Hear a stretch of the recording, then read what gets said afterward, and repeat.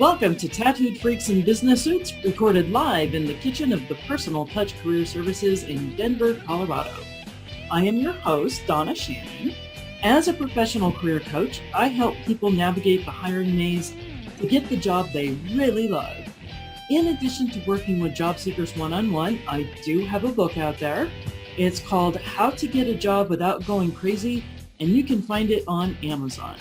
Today, my guest is Danielle Menditch, a fellow career coach that I've actually collaborated with several years now, and she has a little bit different take on things rather than what I do, so we're going to be diving into it today to discuss is it really possible to have a job you love, as well as how do you know if your job is not the right fit for you? So overall, our show's purpose is to explore and redefine the world of work, especially as Gen X, Millennials, and those who come after seek positions of leadership that still allow them to be themselves. Every show, we will explore a topic related to business or job searching. And of course, we're going to talk about tattoos. Our sponsor is the Personal Touch Career Services, Denver's top-rated career coaching service. We focus on the practical tools for your job search, including resumes, LinkedIn profiles, job search coaching, and ongoing classes. Check out our ridiculously long website, personaltouchcareerservices.com. Once again, that's personaltouchcareerservices.com, or, you can just Google it. So good morning, Danielle. How are you today? I'm doing well, Donna. How are you doing? Perfect. So I got to know Danielle through the Colorado Career Development Association, and we've been collaborating for years now. So Danielle, why don't you just tell us a little bit more about yourself? Wonderful. Thank you, Donna. Well, Donna, you take care more of the strategic end of career coaching, cover letters, resumes, LinkedIn. I don't do any of that type of stuff. I am a coach that really helps my clients identify their career direction. So my clients tend to be mid-career professionals, meaning they have titles like project manager, scrum master, and they typically cannot walk away from their income or salary, but want to find something more meaningful or fulfilling. So I work with them to help them understand what deeply motivates them and then figure out what would be the next natural pivot. I do work with a lot of young professionals as well, and I do have my boomer clients too. But my main focus is typically that mid-career. So a lot of my clients tend to be Gen Xers. Gotcha. So do you think it's possible to really find a job that you love? Absolutely. And if you don't love it, at least like it more than what you currently have. Mm-hmm. One thing I always share with my potential clients is that I always find my clients will eventually make a career move towards something that's a much better fit. So it may not be they fully love it, but it ends up being significantly better. Nice. So the answer is yes, but I think more importantly, I think no matter what, there is something always better out there for you if you're unhappy in your current situation. Right. So why do you think people are staying with these jobs that they don't like? And I mean like staying with them like a long time, like 10 and 20 years. Yeah. Well, Donna, when I do career coaching, a lot of it is from a deeper place. My background's in clinical social work. And when I created my method to work with clients, I really looked at psychology to guide my career coaching practice. And that takes me to a reason why it's really hard to leave a job you don't like, and that's because it's scary to make changes. Mm-hmm. We get stuck in patterns of behavior, and those patterns could hold us back. And I think a lot of times people stay in jobs they dislike because it really is scary to make a change. Right. Yeah, it's a case of the devil you do know is better than the one you don't. Exactly. And we get used to the familiar. Gotcha. Yeah. What are some of the telltale signs that you are in the wrong job? Yeah, well, I think there's quite a few. The first one, I do want to just say that I did have, I contributed towards an article. So I'm looking back at some notes from this Mhm. article that I contributed towards, and it was called Signs You Need to Quit Your Job. It was written for the list by Danielle Menditch. And the notes that I originally wrote were, I typically find people want to leave for a while. Mm. And, at least 6 months, that's typically a sign that it's time to go. If you've been contemplating your change for over 6 months, there may be something else going on. Some other signs, you can't get along with your boss. Oh, yeah. Yeah, Yep. it's really hard to work for somebody you're not getting along with. And of course, I always encourage clients to look at strategies to better get along with their bosses or colleagues. But sometimes you can try everything and it's just not a good fit. Right. So I think that's a big one. Or that leads to another area, which is the culture isn't a good fit. Hmm. I think sometimes people work for organizations or businesses where their values may not be in alignment with the culture of the company. I can give you a really concrete example.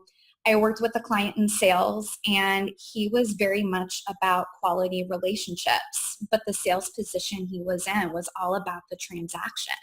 Oh, I gotcha. Yeah. Yeah. So, quality, connection were his core values, but it wasn't really the value of the company and that wasn't their end game.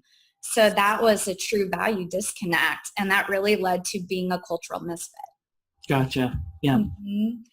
Another sign, your energy is drained by the end of the day. If Mm. you do not enjoy what you do and you're finding that the roles and responsibilities drain you, that's another sign that you should probably leave your position. Or I think that also then lends into, not just the roles and responsibilities, but day to day, if you go through and detail out what you're doing, do you like it? Do you dislike it? Is it tolerable? And you realize that a majority of your day is spending time doing things you do not love to do in terms of roles and responsibilities. That's a really telling sign. Yeah. It's time to leave. Yeah. I actually have an exercise that I developed that I take my clients through. I call it the 4 L's. Mm-hmm. So we look at what are you doing in your job on a daily basis, and do you love it, like it, live with it, or loathe it? Mm-hmm. And the whole concept is to start moving into jobs where the typical responsibilities fall into the either love it or like it categories, and a little bit Yeah. less of what you hate. And uh, we know we're grown-ups, you're not going to love absolutely every 100% everything that you're doing in your job. Even Mm-hmm. as my own business owner, there's some things that I don't like to do, but when things tip the balance that you're doing more of what you love and less of what you hate, that's where the true job satisfaction starts to come in. I'm with you all the way. And it's funny, I do a very similar exercise with my clients, Donna. And what I have typically found is that clients will not be coming to me or perhaps even you if I say they're about 60% satisfaction in their role. Yeah. It's when they start kind of dipping to that 50, 40% and finding that a majority of their day is spent in that dislikes category. Yeah. Yeah. I actually have one gentleman that I worked with real briefly. He was a relatively new college graduate, and he wasn't finding luck. So his Mm-hmm. dad paid for a session with me, which is always interesting. But Mm-hmm. his deal was he wanted to work in professional sports, Mm. either like as the physical therapist or even into the marketing side of things, kind of back office or supporting the athletes. And so I knew there was an internship program. It's not exactly an internship program, but it acts like one. You're still getting paid for it through Kroenke Sports here in town, which owns the Colorado Avalanche, the Denver Nuggets, and the Mammoth. And it was an inside sales role. So it's on the phones, heavy for 3 months. If you perform well enough at that, then they bring you up to the next level and you start to actually, calling on clients and things like this to sell season tickets and stuff. So he's like, oh yeah, that could be my foot in the door, and I could do that for a while and then move to a different department. And then I made him do that For Elves exercise. Mhm. And the absolute thing he loathed the most was cold calls, and talking on the phone, and sales and lead generation. And I'm all like, this is not going to work.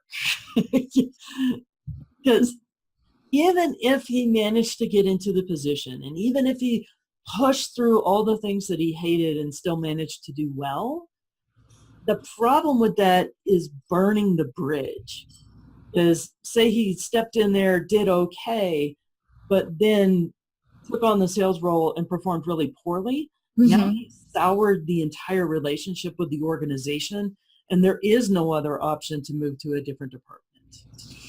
Well, and I think you bring up a very important point. When I work with my younger clients especially, I say you have to like the trajectory of the career. Yes. Yeah. So even that entry level position to that midpoint to that late point, there has to be aspects that you like throughout that career. Otherwise, you're not going to be able to get to that next level. Mm-hmm. And the way that a lot of our companies are structured is it's very bureaucratic, where you start off kind of doing more of that implementer role and eventually move up to something either more strategic or visionary, but you have to really nail that implementer role first. Right. And so I think a lot of times if you can't even make it through that entry level position or that first position to get you to that next level, it doesn't even matter. Right. Now, to kind of piggyback on that, there are some of the entry-level positions that you can pivot into another direction. Mm-hmm. I know when I did radio, I literally started in the mailroom, and then I was in the business office, and then I did the weird 90% turn to become a morning show producer at one of the major radio stations here in town. But that was my crazy plan all along. Mm-hmm. So I was doing things to build the technical skills and the relationships necessary to make that move. Sure. A really weird, crazy turn like that takes some planning to it. Sure. And some dedication. Absolutely. Absolutely. And you have to be able to get through the things you don't like in order. Yeah. So, I mean, when you were in the mailroom, for example, how much did you actually like that part of the position? I actually did. I did enjoy it. Yeah. There you go. There you go. And I think that's the thing is it doesn't mean you can't pay your dues, but you have to enjoy the way you're paying your dues to some degree or be able to tolerate it for sure. Yeah, absolutely. Yeah. Absolutely. So what kind of tools do you use to help people figure out their career path? Yeah. So when I work with clients, a big part of what I do is a storytelling exercise I created. So Donna, what happened to me years ago was I was in a yoga class with this guy named Robert Wood. And he's an intuitive, and being in Denver, I know a lot of woo-woo is out there. And what happened was Robert was sharing with us that the way we find our purpose is through finding out the things that have held us back or the problems we've struggled with the most. And I did this class with him. It was unbelievable. And I realized through this class what an incredible connector I am. So I took that experience and I created a storytelling exercise where I take my clients back to their childhood and we look at 2 key memories that form their identity today, both positive and negative. And the reason I do that is because the positive memory of when we were kids is always indicative of how we want to feel. That makes sense. Yeah. Yeah. So if you were a little kid that always wanted to feel connection, just like me, if you always wanted to feel unconditional love, you're going to be happiest in your career when you have moments of that. Gotcha. On the flip side, when we look at our memories of what hold us back, for me, that's when I was bullied. I had moments of disconnection. And what I learned deeply motivates me to my core is this idea of wanting to have depth and connection with people. Right. So when we look at that relationship, what holds me back, and having that bullying incident happen to me and those moments of disconnect really helped me form my motivation, or my big why. And that's I deeply desire to connect with people because of what happened to me. And so my point of sharing this with you is that I think when I look at tools that I use with clients, I always want to figure out their deeper why. Not only what are you passionate about, but why are you? Because when you look at your story of your childhood, what motivates you, what holds you back always has a relationship with one another. And on the flip side is your deep why you do what you want to do. And I think that's the most important. That makes sense. That makes sense. So I love to figure that out, but more for people who are just looking for other tools. I love using this website called collegeincolorado.com. Okay. Have you ever seen that one before? No, I haven't. What's that one about? It's really incredible. It has a series of tests you can take. And what it does is it provides you career results like the TheoNet does. Mm-hmm. But what's really great about it is if you live in Colorado, or you can change the setting to your own state, it goes in more depth as to what associations you can join. Oh, cool. For each career that you research, what are the earnings, both by county and by region. It tells you the projected job outlook. It gives you roles and responsibilities like a job would look like. So I think that's one of my favorite tools in addition to the TheoNet. So there's some really great assessments on College in Colorado that I suggest my clients to take as well. Okay, so for our listeners, that website again is collegeincolorado.org. Yeah. And ONET, for anybody who's listening that doesn't know what that is, so it's onetonline.org. So it's the letter O, N-E-T, like you're catching things in a net, online.org. That is actually a website that is managed by the federal government. Yes, they did get something right. Shock. But it's a repository of all the job descriptions in the United States for all of our positions. So it's been going for several years. They keep building on the database. And it has a sister site to it that's a little bit easier to use, known as mynextmove.org. And you can explore the careers themselves either by industry, title, or keywords. And My Next Move has a small personality test to see some of the suggestions for maybe what might be a good fit for you. Now, I say that one is actually fairly accurate, but you have to take the results in a creative spin. So, for example, when I did that test, it told me I should be a teacher. I'm not going to stand in front of a classroom and teach kids, but one of the things I really love to do is teach job seekers about finding a job. So that's like, oh yeah, that makes perfect sense. Yeah, it's, I would say College in Colorado is very similar, and it provides similar assessments. I use the TheoNet as well. It's just another tool. So very cool. Very cool. So what do you think are some of the other things that are holding people back from pursuing their passions, like some of the real self-limiting statements, for example? Sure. I think some of the ones is I don't have the skill set. Yeah. Yeah. I think a lot of times if you actually dig a lot deeper into what you've done in your previous roles, there's always a way to translate what you've done in your previous roles to the position in which you're interested or applying for. There's a reason you're attracted to it. So I think that's a big one.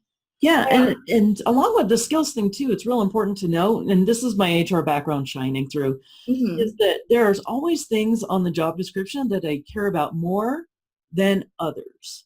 And you can't tell from reading the job description which ones are the ones they care about the very most, unless they say required instead of preferred. Sure. And there have been studies out recently that women will apply to a job if they have 80% of the qualifications, Mm-hmm. whereas men will apply to a job if they have 60% of the qualifications. I even heard 40. 40, yes. It kind of depends on the study that you're looking at. Exactly. Yeah, and that's nothing wrong with women. I think we want to make sure that we're not wasting anybody's time, that we're well qualified and all the rest of that. But it's like, if you want to catch more interviews, it's okay to step out of that box and take a risk. Mm-hmm. Yeah, no, I totally agree. And I think, truth be told, I think a lot of the power of getting hired is the belief that you can do it, Yes. the ability to express it. And so I always share with my female clients, like, in this circumstance, pretend you're a man. Mm. I hate putting it that way, but man, it's like amazing what that shift actually does and changes within my clients when I share that. It's kind of sad. Yeah. And then, of course, one of the hesitations that I hear all the time, and it's sad because it's our Gen Xers are now saying this, that I'm too old. Because, like me, they're getting into their 40s or deep in 40s. Yeah. It, we still have 20 years to go in our careers. But there's that fear and that belief of, oh, they only want to hire millennials. Nobody's going to give me what I'm worth and all the rest of that. Do you find that you run into that problem as well? The answer is yes and no. Mm-hmm. I mean, I do think there is a reality of age bias. I do think that there is a reality that there is there are companies who believe that they can hire someone younger to do the position, but that's not every company. And there are a lot of companies out there that do believe that there is a lot of knowledge and there is a lot of skill that is brought with experience. Yes. Yeah. And so I always compare it to dating, Donna. It just takes one. And so you may have to kiss a couple of frogs to get your prince. It's the same thing with finding the right employer. And I think and I always tell my clients to informational interview and network with their friends, because if their friends who are also in their age demographic are working for a company that believes in them, it's more likely that company is going to have the culture and believe that experience brings a lot of value to the table. That's an excellent point. All right. So we're up to my favorite part of this show where we get to talk about tattoos. But Danielle, you don't have a tattoo. I don't have a tattoo. But I'm all about body modification in all its various forms, and you have had some interesting piercings, right? I did have a tongue piercing, and it was in college. I was 19 years old, and two of my friends said, let's go get our tongues pierced. And they both get their tongues pierced. I'm the last one to have it happen. And the guy says to me, I'm out of 14 gauges. And 14 gauges are a thin needle that will pierce your tongue. And it's the average size that most people start off with a tongue piercing. So I said, well, what do you have? And I had no idea what a gauge was or anything about piercings. He thought I was personally asking him about his tongue piercing. Oh, boy. And he said, well, I have an 8 gauge. And I said, okay, I'll get an 8 gauge. And so I had my tongue pierced with a needle the size of my pinky. Oh my God. A tongue ring that was like the size of my pinky. It was so crazy. It only lasted for 6 months because it kept on hurting the enamel of my teeth. But that was my tongue piercing story. Wow. But hats off to you. You did that like a boss. Well, hey, that always talks about the importance of communication and clarifying questions. Yeah. But yeah, it was quite an experience. Well, cool. Well, Danielle, thank you very much for your time today. So Danielle's company is Inner Compass Coaching. And how can people reach you? It's Inner Compass Coach, INN. I was close. You're great. You're great. INNERCOMPASS, coach, COACH.com. And if you go to my website and you're looking to pivot your career, please reach out to me for a complimentary consultation. Great. And then the way you work with people across the country, right? Correct. And you do like individual counseling as well as some groups. Just tell me a little bit more about your services. Sure. So I work with the 4-session process to help my clients identify their direction. And I either do that through group or individual coaching. My small groups run every quarter. So my next one is coming up in September. That's September 2018. Correct. And, my groups are small. I value connections, so I typically only have about 4 to 5 people in my small groups. And when I work individually, it's just one-on-one. And my goal is to help you, reconnect with your why, your confidence, and help you establish your direction. Great. Well, Danielle, thank you very much for joining us today. Thank you, Donna. My name is Donna Shannon with the Personal Touch Career Services. So please feel free to reach out to us as well if you need help with those practical tools for your job search. A lot of times the way Danielle and I collaborate is if I have somebody who doesn't know what they want to be when they grow up or that next career path, I often refer them to Danielle. And then if they still need helps with their resume, LinkedIn profiles, interview coaching, then they'll come back to me and we'll put in that strategic plans for helping them get that job now that they've identified it. All right, so I'll have our contact information in the comment boxes. So thank you very much, everybody, and until next time. Thank you, Donna. Thanks.